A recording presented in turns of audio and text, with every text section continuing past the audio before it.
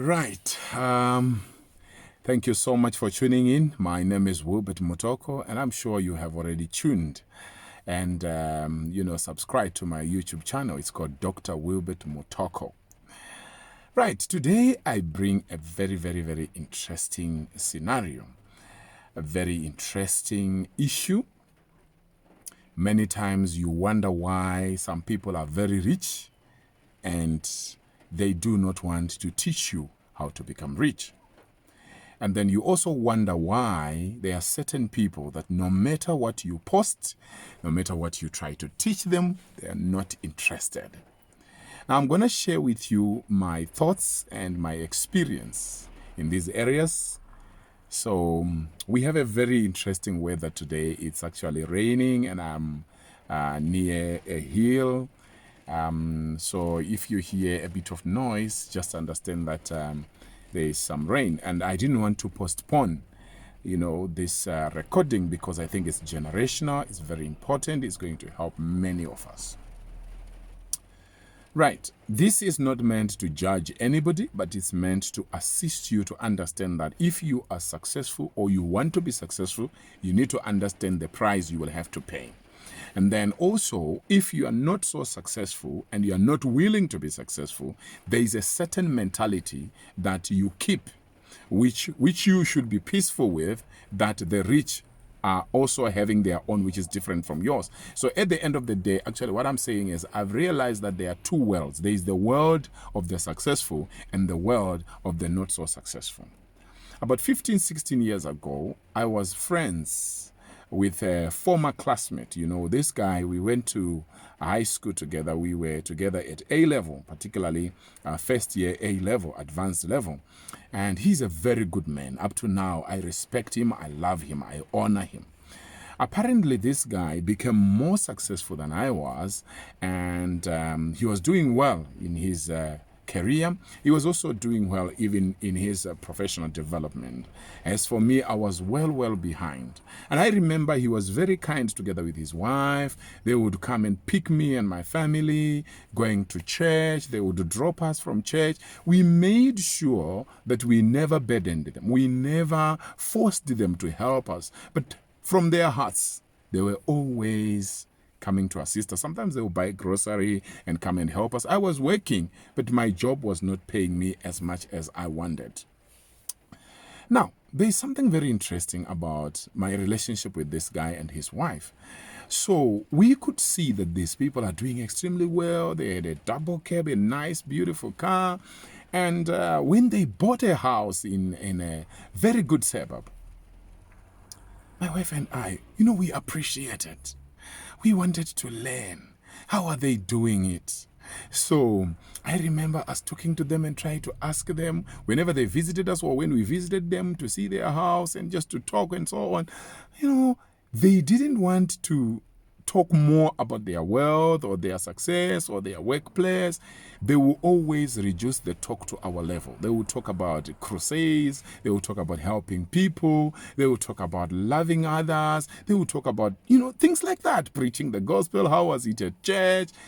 Those are the things they wanted to talk about. Or maybe my friend would actually talk about what used to happen back then when we were in school. I always wondered because my wife and I were eager to know, what is it that you guys are doing that we are not doing? Teach us. I only understand now, more than 15 years later, that my friend, apart from being a humble man, I think he understood that the highly successful people, the rich people, they have a certain way of thinking that I did not have at that time. You will realize that right now, when you look at some of the richest people in the world, they don't teach about wealth creation. They don't. They rarely teach about wealth creation. But what they do actually is they give to the less privileged. Many times the rich and highly successful, these are your lions. These are your eagles. They fly high. They eat fresh meat every day. Lions, when they eat, I've never seen a lion carrying a carcass of its prey somewhere. It will eat, and when it is done, it leaves the vultures and the hyenas also to enjoy. I would say the lion, as much as it is very ruthless in its hunting and it wants to eat fresh every day, I would consider a lion to be a very generous animal. Because it will eat, for sure it will eat first, because it has taken risks, it has worked very hard, it has strategized. So after eating, it leaves the rest for other animals to eat. I don't know whether the hyenas and the jackals and the other animals really appreciate that the lion is actually helping. The same way that the rich and the highly successful do not owe us anything. When you are not yet successful, or maybe you are not doing well in your life, the rich and the highly successful do not owe you anything. They have worked hard. They deserve to have them. I know many times we rush to paint them with a bad brush and we say, no, these people are rich because they are stealing, they are doing corruption. Of course, there are those who do corruption, but we know that there are some people who are successful through hard work, through strategizing, and through passion and commitment. They are the lions of this world. You have lions rarely move in big groups. But jackals and hyenas and vultures and all those others, they move in big groups. Eagles. The eagle is the king of the air. Usually the eagle flies alone, and the eagle is well known for training its children in a very hard way. Why? To prepare them for the future to come. So I will liken the rich and highly successful people in life to the eagles and the lions. That's why they say when you become rich, you have less friends. When you become highly successful in your career, in your business, in whatever you do, in your craft, you become alone. Why? Very few people understand why you are so successful while everybody is still struggling. And those are some of the things I'm going to discuss in this video. I will be very interested to hear your points also. What do you think? What do you think about what I'm discussing with you today?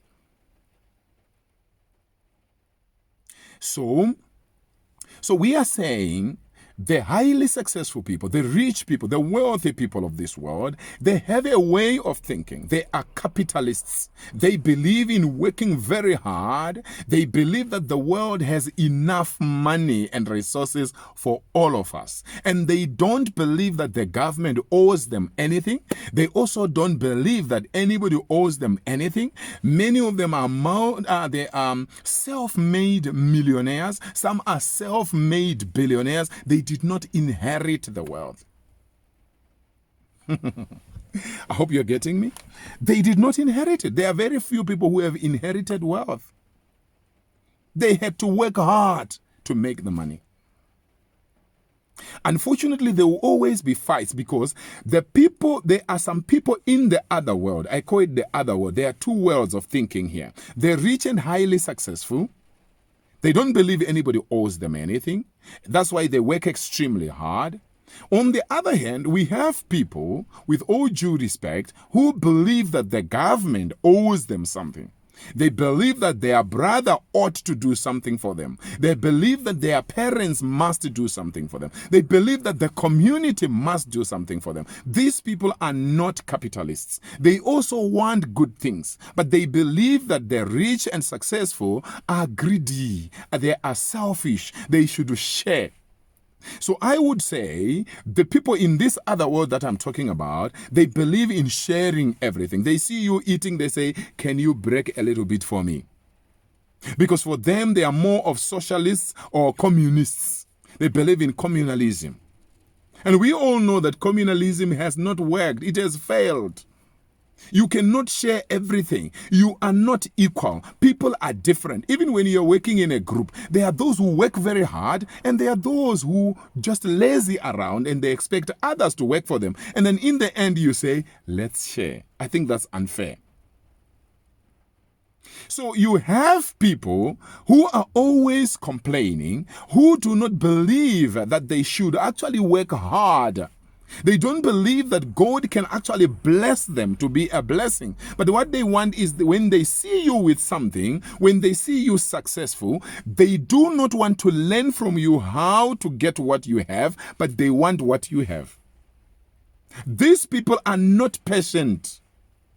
These people are not willing to pay the price. We have so many of such people, particularly on social media.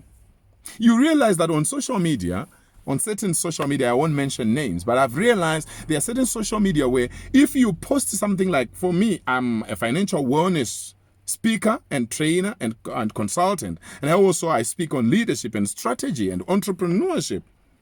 So there are times when I'm sharing with my people, I'm sharing with our beloved, particularly our black people.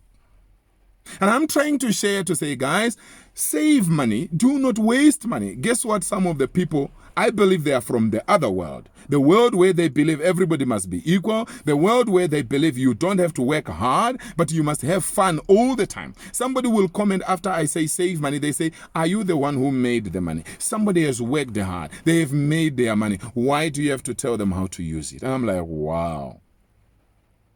People in this other world the world of thinking, dependency syndrome. They believe that somebody owes them something. That's the other world I'm talking about. These people, they don't want you to give them a formula. They don't want you to give them a recipe. Have you ever seen how many people like cooking? How many people like baking? Do you like baking? Do you like cooking? But guess what? Very few people like cooking and baking, but the majority of people would love to just come and enjoy the cake that you have baked. They would love to just eat the muffins that you have baked. They would love to just eat the meat and anything you have cooked without them having paid the price. And the problem is some of them actually complain after eating, because they don't understand the process. They don't understand the price that you have paid for you to come up with that muffin, for you to come out with that cake, for you to come out with that meat that you have cooked. They don't understand the process, so they can easily finish eating and they say, your food was okay, but you could have done better. There was too much salt. And they say, can you cook? They don't want, but they like sharing. They like taking other people's things. People in the world of dependency syndrome, people who don't do much in life, people who do not have a passion to become better than where they are, they just want to put food on the table. I'm not blaming anybody. There is always a stage for everything. I have gone through it. A stage where you are hustling to try and put food on the table. Yes, it's possible. But in my heart of hearts, I've always desired to do greater things in life. I'm not yet there. I'm still on my way. I would want to be in that other world where you fly high like an eagle, where you eat fresh like an eagle or like a lion. And I don't blame the government. I don't blame people. I don't blame my parents. I don't depend on someone leaving an inheritance for me. I want to make my own money. I want to make my own success in my career, in my business, in my family. There are people whom you try to teach about having a happy family. They are not interested in the formula for doing that. What are they interested in? They would rather have your wife who is good. They would rather have your husband who is good. They would rather have your fiance, or they want your boyfriend, they want your girlfriend because they are nice. They don't want to go through the process of actually building their own relationship. Have you seen it? Even when we were at school, there are people who envy you for getting awards at school, for passing, for being number one all the time. But they never come to you to say to you, how do you do it? Can you give me the formula? How do you pass? They are not interested. All they want is to copy. When it's examination time, they want to copy you. We have so many people like that. So if I were to call the rich and successful, if I were to say they are in their own world, maybe I could call it the first-class world, just for the sake of this teaching. First-class world. versus second-class world. Second-class world is those who rely on others, those who blame others, those who have a dependency syndrome. They rely on fellow students, They rely on fellow students. They want to copy them, but they don't want to copy the formula. They would rather take someone's wife, someone's husband, instead of learning how to have a happy relationship or marriage. They feel like, you are very lucky, your children are well behaved, but they don't ask for the formula. How did you train your children? I also want to train mine.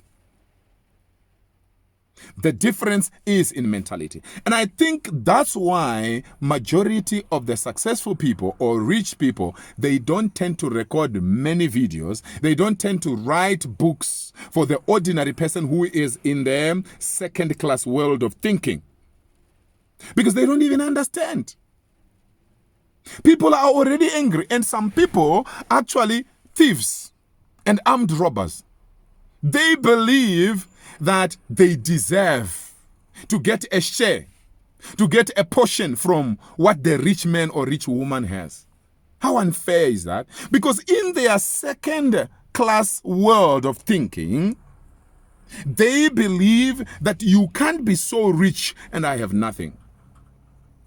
So if you are not giving us something, we will take it by force. That's what they believe. Meanwhile, in the first-class world of thinking, they believe, let me strategize, let me think, let me work hard. I don't depend on anybody. Even if it's God, He is going to bless me, but I have to work at it. Those in the second-class world of thinking, they believe God will do it for me. They believe that somebody must do something for me. Now, it's up to you. You will realize that if you are going to be in the first-class world of thinking, maybe today you are struggling to put food on the table. It happens. Don't worry. But what I want to say to you is, it's good for you to have first-class world thinking, whereby you are not blaming anybody. You are not looking at some people and thinking they are the reason why things are not working for you. You sit down and read books written by those who are successful. When you see successful people, instead of asking for money, ask them for the formula to make the money. Actually, one of my mentors says, at one time many years ago, maybe more than 2 decades ago, one of his mentors called him and wanted to give him a trunk full of US dollars, full of money. A trunk full of money. I don't know how many of us would have refused. And my mentor said, thank you, but no thank you. I'm not going to take the money. Please teach me how you are making the money so that I will make my own money. As I speak now, this man is one of the richest men in the world. My mentor I'm talking about. He was to be given money in a trunk and he refused. He didn't want second world thinking mentality of saying, give me, give me, give me. Of saying, share. If you have something, we have to share. Sharing is okay. I don't have a problem with that. But I have a problem with people who are not doing much in their life and they are waiting for somebody to give them. These are two worlds. So when you are in the first world of thinking, where you are you become successful for yourself, you need to understand that you are going to be lonely.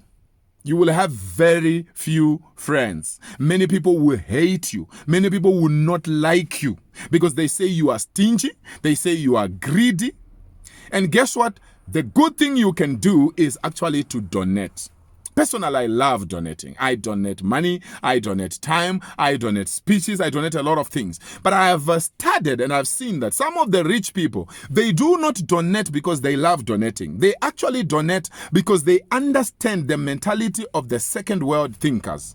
Second world thinkers believe that the rich owe them something. So when you donate to them, you can have peace of mind. The other day I was talking to a young man who just completed university and he is running a business. He's running a farm. And he was saying to me, you know what I've discovered, Dr. Mutoko? I said, yes, what is it? He says, I've realized that if I want to live in peace around the area where I stay, I must take good care of my neighbors. I must donate some things to my neighbors so that they will love me. If you don't donate to them, their way of thinking is that you owe them. So if you don't do that, you won't have people coming to work on your farm. You will have people stealing your cattle. You will have people stealing your crops. Why? Because you are an evil person. You are greedy. You don't like to share. It's a mentality. So if you become ultra successful, whether you like to donate or you are donating because of Jesus Christ or you follow God or you don't even like donating, just donate. Otherwise, you will be in trouble because people who are in the second world of thinking, who are in the dependency syndrome, they will hate you.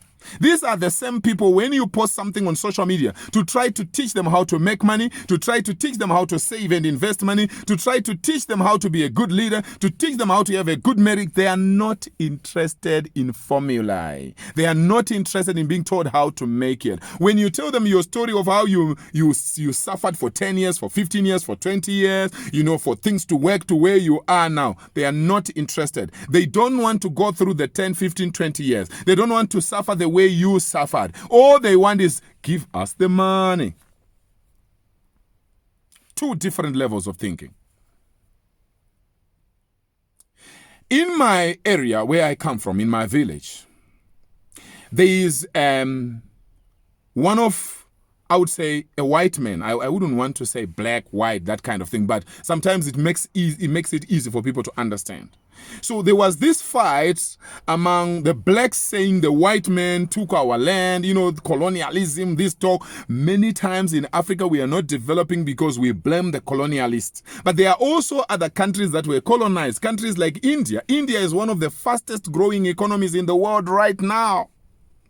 They were also once colonized, probably by the same colonial master to your country.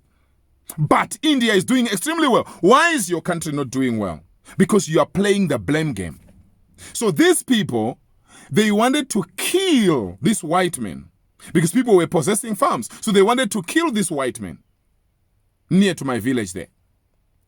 Do you know what happened? They chased him out of his farm and he left.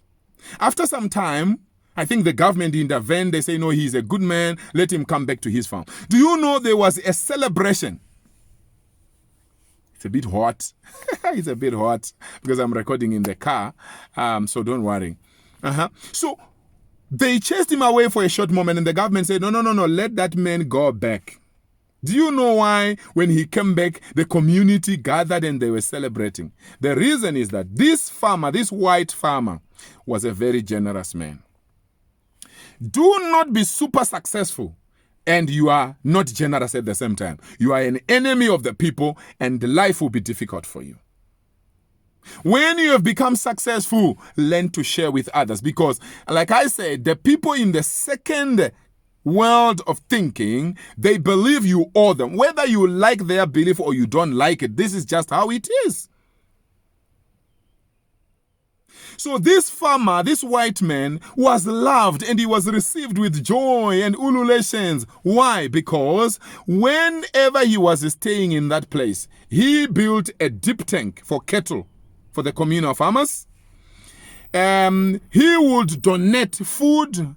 He would pay school fees for children around the area. He was doing a lot for the community.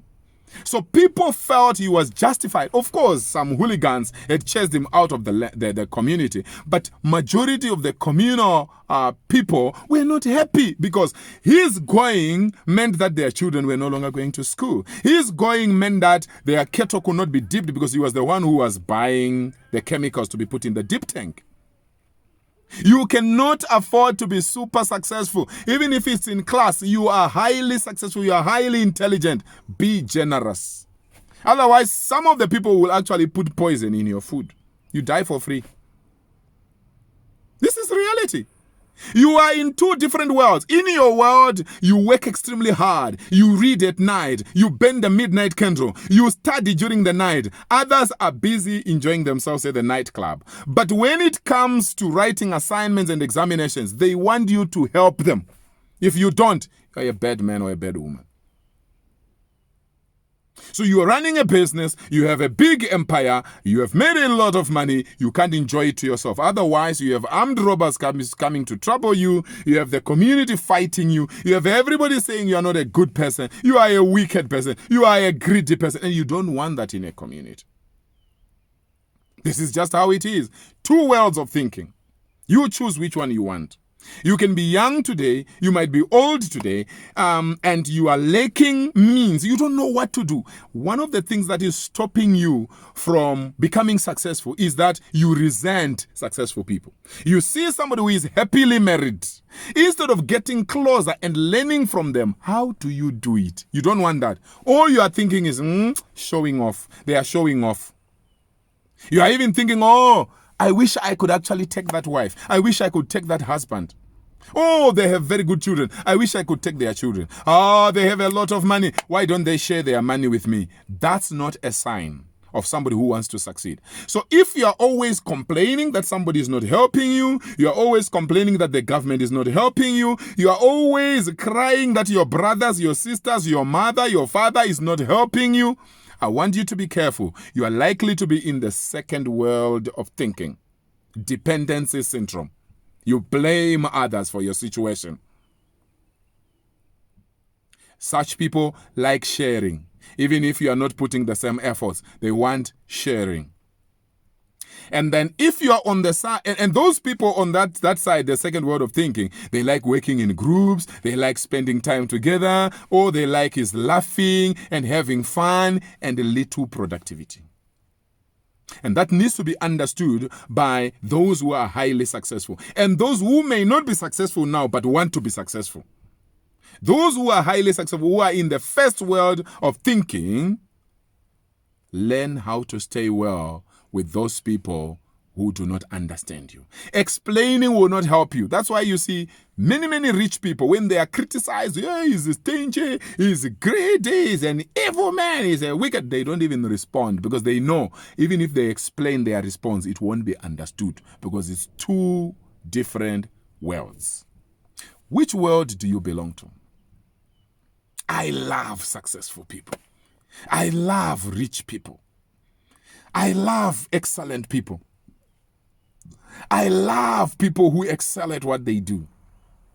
I love champions and I desire to learn from them all the time. That's why I like sharing ideas and I like learning from others. I like asking questions. I know this video may not be for everyone.